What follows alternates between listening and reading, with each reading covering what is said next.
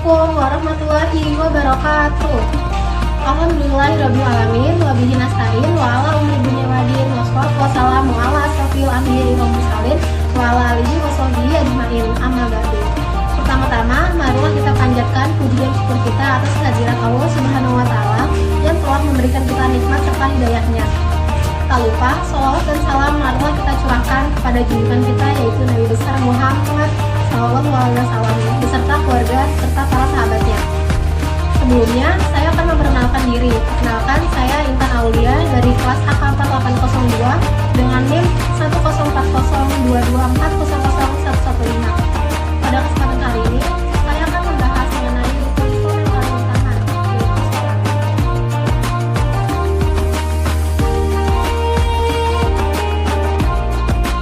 sholat.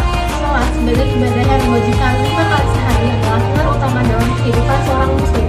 Allah Subhanahu wa taala berfirman dalam Al-Qur'an, surat An-Nisa ayat 103 yang berbunyi, "Auzubillahi minasyaitonir rajim, bismillahirrahmanirrahim. Fa iza qadaytumus sholata fadhkurullaha qiyaman wa qu'udan wa 'ala junubikum fa iza nantum faqimus sholah. Innas sholata kanat 'alal mu'minina kitaban mawquta." Yang artinya, sesungguhnya sholat itu adalah kewajiban yang ditentukan waktu pelaksanaannya atas orang-orang yang beriman.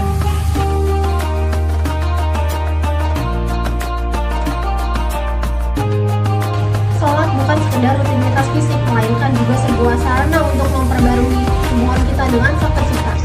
Setiap kali kita berdiri untuk melaksanakan sholat, kita seolah-olah mengingat kembali bahwa hanya kepada Allah lah kita menyembah dan hanya kepadanya kita memohon pertolongan.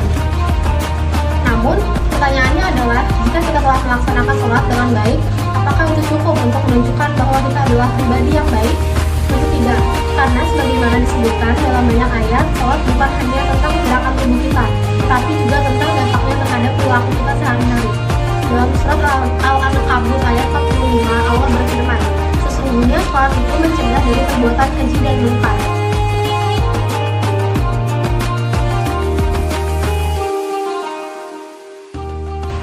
Ini adalah janji Allah yang sangat penting. Sholat yang khusyuk dan dilakukan dengan penuh perhatian akan membawa perubahan positif pada perilaku kita.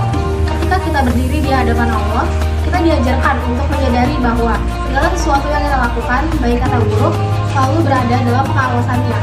Kesadaran ini seharusnya membuat kita lebih berhati-hati dalam bertindak, berbicara, serta berinteraksi dengan orang lain. Sholat yang baik adalah sholat yang dilakukan dengan penuh khusyuk, yaitu hati dan pikiran kita fokus hanya kepada Allah. Ketika sholat kita khusyuk, kita akan merasakan kedamaian dalam hati, dan perasaan ini akan berimbas pada tindakan kita di luar sholat.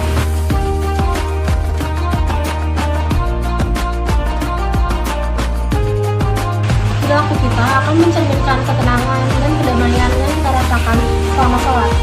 Kita akan lebih sabar, lebih menghormati orang lain, dan lebih menjaga lisan, dan lebih peka terhadap kebutuhan sesama.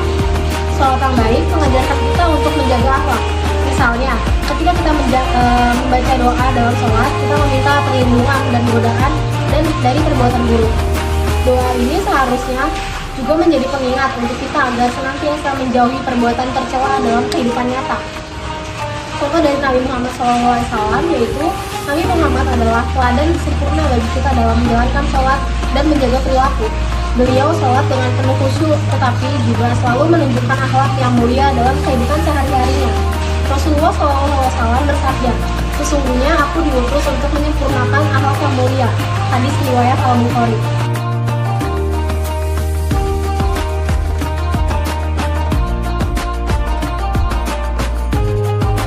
Beliau mengajarkan kita bahwa ibadah yang benar bukan hanya dilakukan dengan tubuh, tapi juga dengan hati dan perilaku yang sesuai dengan ajaran Islam.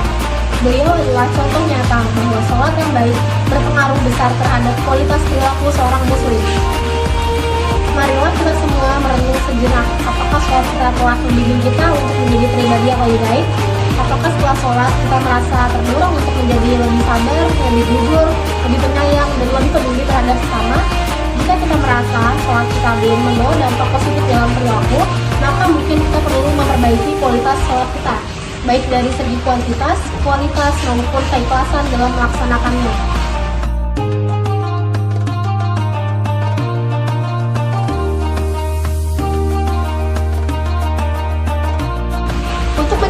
yang baik, kita harus menjaga konsistensi dalam beribadah. Jangan hanya melakukan sholat sebagai kewajiban tanpa memperlihatkan kualitasnya.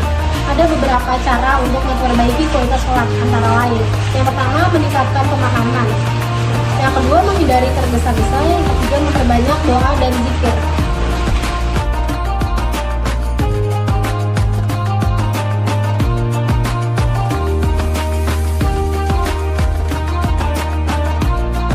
Teman-teman, sholat adalah ibadah yang sangat mulia dan memiliki dampak yang besar dalam kehidupan kita.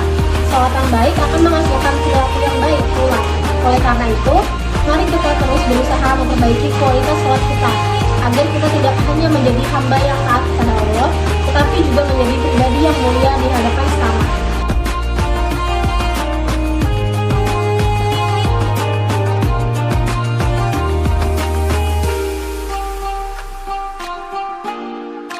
Semoga Allah Subhanahu wa Ta'ala selalu memberikan kita kekuatan untuk menjalankan sholat dengan baik dan menjadikan sholat sebagai penuntun untuk kehidupan yang lebih baik.